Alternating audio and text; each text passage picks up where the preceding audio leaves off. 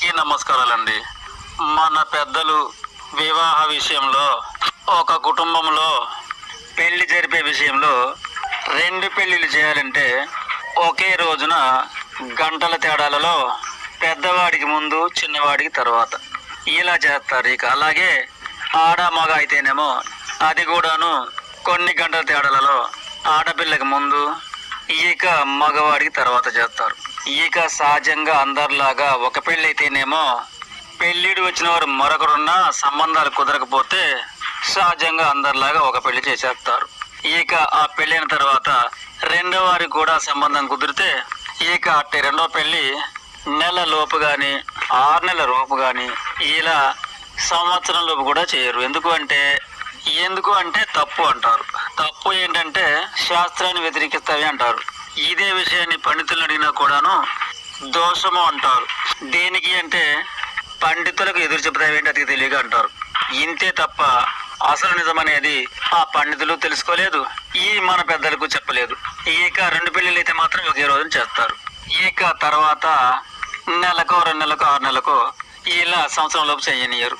దాని యొక్క కారణం ఏంటో ఇప్పుడు వినండి. ఏ కుటుంబంలోనైనా పెళ్లి చేయాలి అంటే చాలా ఖర్చు, చాలా శ్రమతో కూడుకున్న పనే కదా. కనుక ఉన్న డబ్బంతా ఆ పెళ్లికి ఖర్చు అయి ఉంటుంది. అలాగే పప్పు, ఉప్పు, కారం, బియ్యం అవి కూడాను ఒడిసి ఉంటాయి. ఇక అలాగే కుటుంబంలో గల అందరి శారీరక శక్తి కూడాను పెళ్లి పనులకై ఆత్రంగా, ఆరాటంగా, ఆవేశంగా 1 నెల దాకా కృషి చేస్తారు. ఆ విధంగా అందరి శరీరాలు కూడాను గుల్లై ఉంటాయి. అటు డబ్బు, ఇటు ఆహార ధాన్యాలు, అలాగే అందరి శరీర బలం కూడాను దరిదాపు 80-90% ఒడిచిపోవడం అనే మాట నిజమే కదా. కనుక మరలా నెల లోపలనో 2 నెలల్లో, 3 నెలల్లో, 6 నెలల లోపలనో పెళ్లి చేయడం అనేది ఆ కుటుంబం వారికి సాధ్యం కాని పని. ఒళ్ళు ఇల్లు గుల్ల ఇటుంది కనుక. అదే ముగ్గు అయితే ఒకటే ఖర్చు, ఒకటే శ్రమశక్తిలో, అందుకే 2 పెళ్లిళ్ళు కూడా చేయొచ్చు.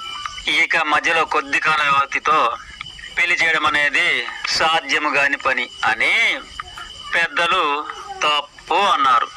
ఈ తప్పుకు అర్థం చెప్పిన వాడు పండితులలో లేరు. వారు చెప్పలేదు కనుక మన ప్రజలకు తెలియదు. కారణం ఏమంటే దోషం ఏమంటే అతికి తెలివిపడుతున్నాం అంటారు.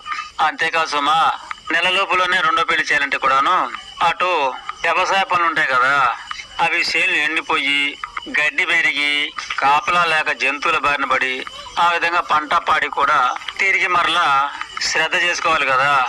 కనుక పెళ్ళైన తర్వాత మరలా బ్రతుకు తెరువు అనేది చేను చెలకను మరలా భద్రపరచుకోవాలి కదా.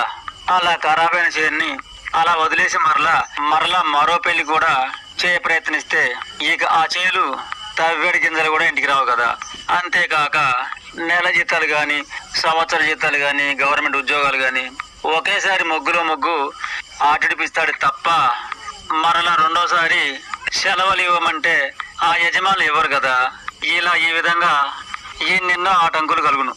దీనిని దృష్టిలో పెట్టుకునే అలనాటి మహాజ్ఞానులు నెల 2 నెలల లోపు మరో పెళ్లి చేయకూడదు అన్నారు. అది దోషము కాదు, తప్పు కాదు. కానీ ఆ కుటుంబానికి మరలా సాధ్యము కాని పని కదా. ఇది అసలు నిజం. అర్థమైందనుకుంటాను. ఇక ఉంటాను.